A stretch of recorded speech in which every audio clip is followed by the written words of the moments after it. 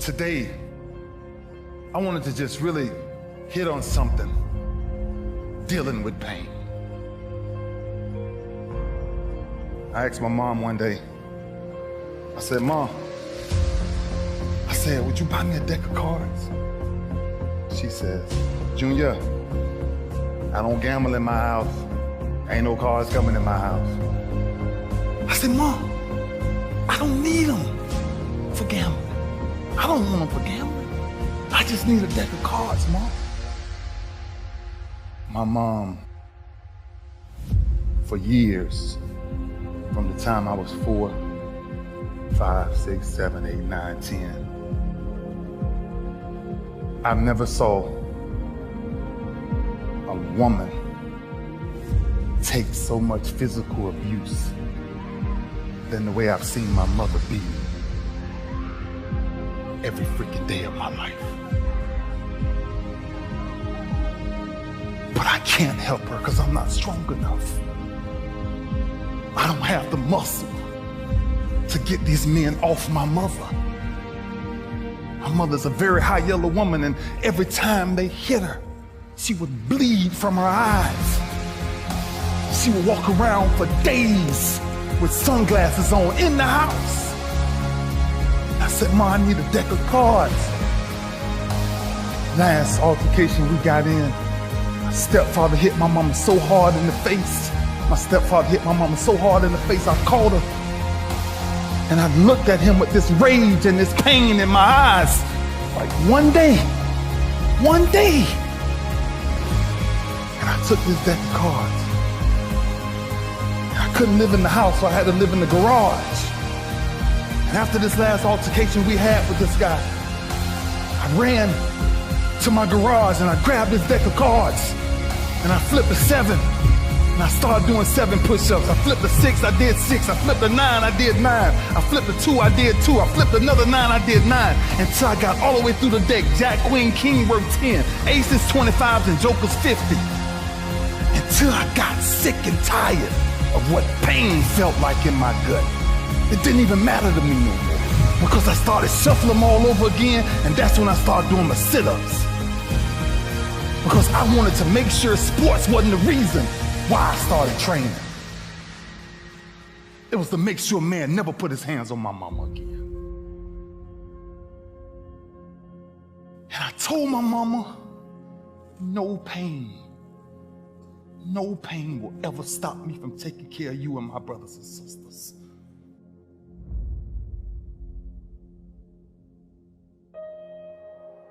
That's why I started doing what I started doing. Sports was a byproduct of what people started to see. It was the behind the scenes that was driving me crazy. There's 2 sides of pain that I don't think a lot of people really understand. There's one side of pain that's the suffering and the discomfort side of pain. But then there's another side of pain that's called effort. It's called glory. It's called, if you can find a way to push through pain, there's something greater on the other side of it. And if you never tap into it, it's because the first time you felt that you backed off. The first time you felt, that burn. The first time you felt that it's too much. And we rationalize with ourselves to where we automatically stop. That's why a bunch of us give up so much in life so quickly. That's why kids have a problem finishing things in today's time. Because as soon as they feel a small bit of discomfort, of things ain't right, they're gone. I can't do it no more. But suppose I told you the greatest pain of my life is the reason I'm standing here today. I dare you to take a little pain. Go through it. You're not gonna die because you're feeling a little pain. You ain't gonna die. At the end of pain is success. Pain is temporary. It may last for a minute, or an hour, or a day, or even a year. But eventually, it will subside. and something else will take its place.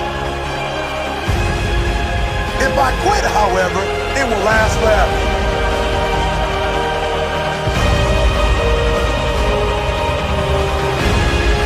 On the other side of that pain, on the other side of that pain, on the other side of that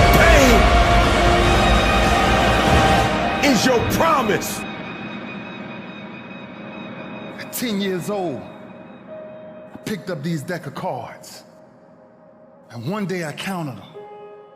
And I found out there was 52 of them in the deck of cards. 52. And I turned my greatest pain into, in my business, with the greatest achievement ever is the touchdown Barney Trophy. 52 cards. And ironically, my number ended up being 52. There's not a person on my team in 16 years that has consistently beat me to the ball every play. That ain't got nothing to do with talent. That's just got everything to do with effort. Nothing else. 15 straight years. 12 Pro Bowls later, if you want numbers. I done saw all of it. And the only thing that's kept me around is my effort. So when you put on this, all I ever knew, because I wasn't a number one recruit, I wasn't a number one linebacker, I wasn't even in the media guy. All I ever knew was effort will get me seen on tape. Effort will get me noticed to get to the league. Effort would one day take care of my mom and my kids. Effort, which is between you and you. Nobody else can give you effort. Effort is within inside, man. And I'm still grinding because the next kid is talking about he getting too old. Keep watching me if I am. Nobody ain't got to convince me of what I do. I do what I do because I do what I do, because I'm built from something. And man didn't create it. Every one of you men in here have that opportunity, man. But ask yourself the question personally, how much time you really wasting? For real. Or do you really represent this? I represent it because it's all I had. It's the only brotherhood I ever been formed to. That's why when I see y'all perform on Saturdays, that is my peace. That's why I run to the hotels. I don't need to talk to nobody before my games. I just need to see what I once came from. I sat in these same chairs you guys sat in, man. I sat around the greatest athletes in the world. And then I found myself totally different because everybody was asking the question, who is this kid? I'm just sharing my story to tell y'all, every time you think somebody got it good, man, it ain't always good. Somebody just, some people just make up their mind and they just grind and say the heck with it, man. Because sometimes that's all you can do. How much of our brains are we really gonna use? I use mine to tell somebody today, September 11th, when I step on the field against the Pittsburgh Steelers, if that's what God's will is, there's no other man out there willing to give up what I'm willing to give up.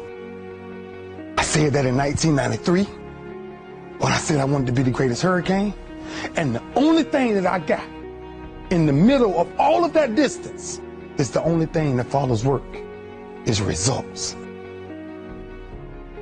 There's no other blueprint.